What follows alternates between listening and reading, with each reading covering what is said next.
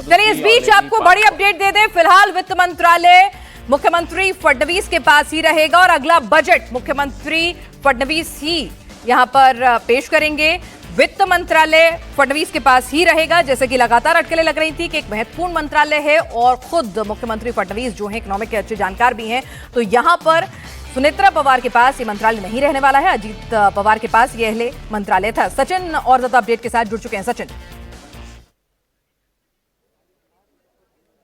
जी बिल्कुल, देखिए आबकारी और जो कि युवा विकास और खेल मंत्रालय जो है, माइनॉरिटीज डिपार्टमेंट जो है वह एनसीपी के खाते में रहेंगे, एनसीपी के पास रहेंगे, सुनेत्रा पवार के पास।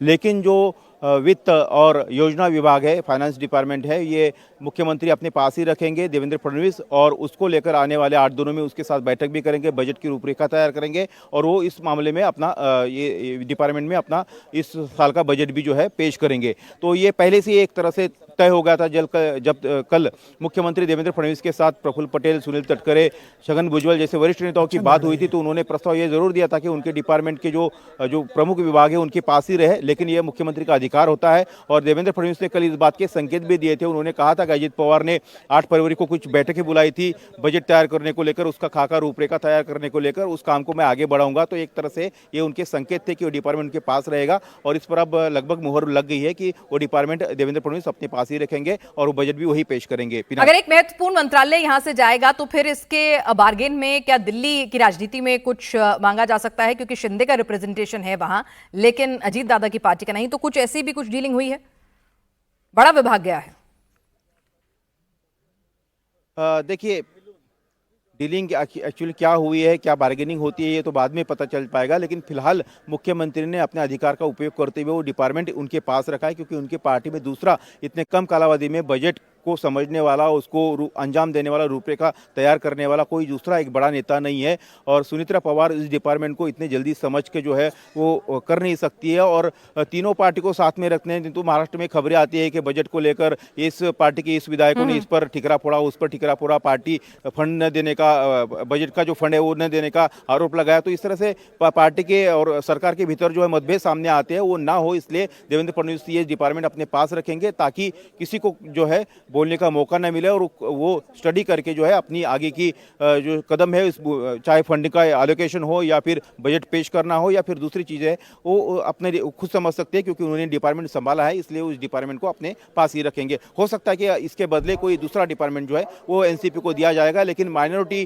डिपार्टमेंट एक बड़ा मंत्रालय है जो अजीत पवार के पास था, यूथ वेलफेयर, स्पोर्ट्स मिनिस्ट्री, आबकारी, एक्साइज विभाग जो रेवेन्यू ज्यादा देता है, वो डिपार्टमेंट जो है एनसीपी के कोटे में ही रहेंगे। ये सब तो इस वक्त की बड़ी खबर, वित्त मंत्रालय जो अजीत पवार के पास था अब वो मुख्यमंत्री देवेंद्र फडणवीस के पास होगा, ये फैसला लिया गया है। तो वित्त मंत्रालय मुख्यमंत्री फडणवीस के पास रहेगा और अगला बजट 10 मार्च को मुख्यमंत्री फडणवीस ही पेश करने वाले हैं। एक्साइज और खेल मंत्रालय सुनेत्रा पवार को दिया गया है।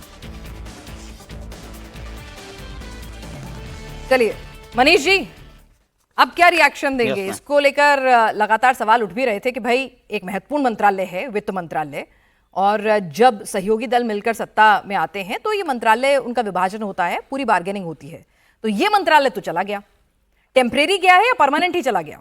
नहीं, ये तो टेम्परेरी क्या है। अच्छा। अभी 8-10 दिन में, महीने भर में बजट होगा, नए मैडम को समझने के लिए समय लगेगा। तो वित्त मंत्रालय अगर अपने पास मुख्यमंत्री साहब रखते हैं तो कोई इतना मतलब हार्ड एंड डिसीजन नहीं है। ठीक है, वो तो टेम्पररी डिसीजन लिया गया है, पहली बात।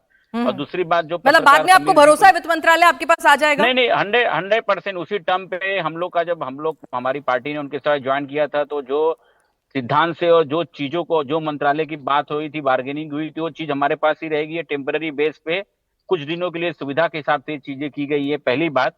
और समीर जी का मैं दूसरा एक जवाब देना चाहूंगा कि आज जो मैडम हमारी उप मुख्यमंत्री बनी है, वो देश के आने वाले इंदिरा गांधी के रूप में महाराष्ट्र में राजनीति करेंगी। आप लिख लीजिए, आज इस न्यूज चैनल के माध्यम से आपको बोलता हूं मैं, उनका काम, उनका विजन, जिस तरह से इंदिरा गांधी जी ने पूरे देश की बागडोर अपने हाथ में संभाल के पूरे देश का नाम, इंडिया का नाम पूरे वर्ल्ड में किया, उसी तरह महाराष्ट्र की बागडोर हमारी मैडम संभालेंगी और लोगों को उसी तरह का अस्तित्व का निर्माण करने का काम हम लोग करेंगे और हमारी पार्टी को महाराष्ट्र ही नहीं पूरे देश में एक अच्छे नंबर पे ले जाएंगे। क्यों?